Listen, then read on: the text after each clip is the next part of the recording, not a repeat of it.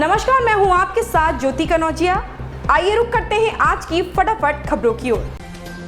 आम आदमी पार्टी के संयोजक अरविंद केजरीवाल ने उत्तराखंड की तरह गोवा में भी बेरोजगारी का मुद्दा उठाया। उन्होंने गोवा की सरकार पर आरोप लगाते हुए कहा कि यहां बिना सिफारिश या रिश्वत दिए सरकारी नौकरी नहीं मिलती। उन्होंने कहा कि हमारी सरकार बनते ही हर घर से एक युवा को नौकरी मिलेगी और गोवा के लोगों के लिए सरकारी नौकरी में 80% कोटा आरक्षित किया जाएगा। इसके अलावा नौकरी न मिलने तक युवाओं को 3000 रुपए प्रति माह बेरोजगारी भत्ता दिया जाएगा।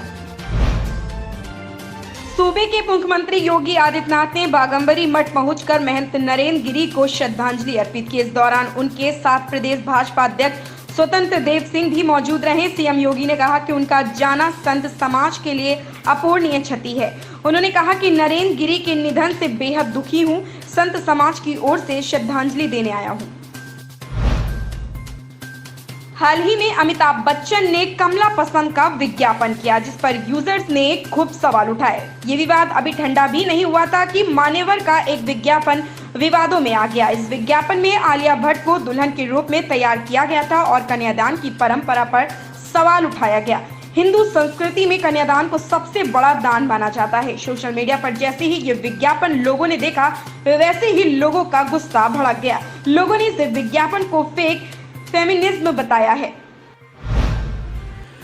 दिल्ली एनसीआर से मानसून विदाई की ओर है। यहां जाते जाते भी लोगों को बारिश से भिगोएगा। मंगलवार से एक बार फिर से मौसम बदलने के कारण बारिश की संभावना जताई गई है। मंगलवार से हल्की से मध्यम से स्तर की बारिश का दौर शुरू होगा। इस कारण बुधवार से तापमान में गिरावट होने लगेगी। सप्ताह का अंत आते आते अधिकतम तापमान 31 डिग्री तक पहुंच जाएगा, जबकि न्यूनतम तापमान के 25 डिग्री के आसपास रहने की संभावना है। अयोध्या में राम मंदिर निर्माण की शुरुआत करने जम्मू कश्मीर से अनुच्छेद 370 की समाप्ति के साथ किसान सम्मान निधि, उज्ज्वला और सौभाग्य योजनाएं लागू करने के लिए भाजपा के कार्यकर्ता प्रधानमंत्री नरेंद्र मोदी का आभार जताएंगे। यहां से प्रधानमंत्री को 51 लाख पोस्ट कार्ड भेजे जाएंगे। मुख्यमंत्री योगी आदित्यनाथ ने राजधानी लखनऊ में आजादी के 75वें वर्ष पर आजादी का अमृत महोत्सव कार्यक्रम के तहत सशस्त्र सीमा बल द्वारा आयोजित साइकिल रैली को हरी झंडी दिखाई। यह रैली 2 अक्टूबर को राजघाट पर समाप्त होगी। मुख्यमंत्री योगी ने कहा कि एसएसबी को नेपाल की सीमा पर काम करते देखा है। लोगों से कैसे आपसी संबंध बनाए रखना है, ये एसएसबी से सीखा जा सकता है। नेपाल के साथ मधुर संबंध इसका उदाहरण है।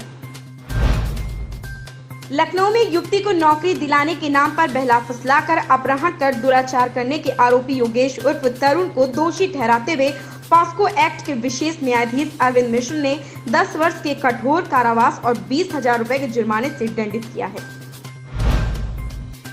उत्तर प्रदेश में कुल कोविड वैक्सीनेशन 9 करोड़ 58 लाख से अधिक हो चुका है। या किसी एक राज्य में हुआ सर्वाधिक टीकाकरण है। वहीं प्रदेश में 1 करोड़ 70 लाख लोगों ने टीके की दोनों खुराक ले ली है, जबकि 7 करोड़ 87 लाख लोगों को टीके की पहली डोज मिल चुकी है। प्रदेश के 30 जिलों में कोविड का एक भी एक्टिव केस नहीं है। अब तक 7 करोड़ 67 लाख 15,960 कोविड सैंपल की जांच की जा चुकी है।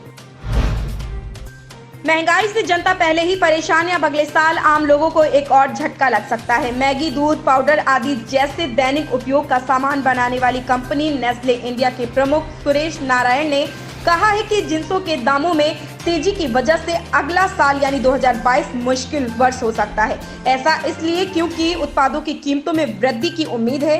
विनिर्माताओं के लिए ऊंची खाद्य मुद्रास्फीति की स्थिति बन सकती है।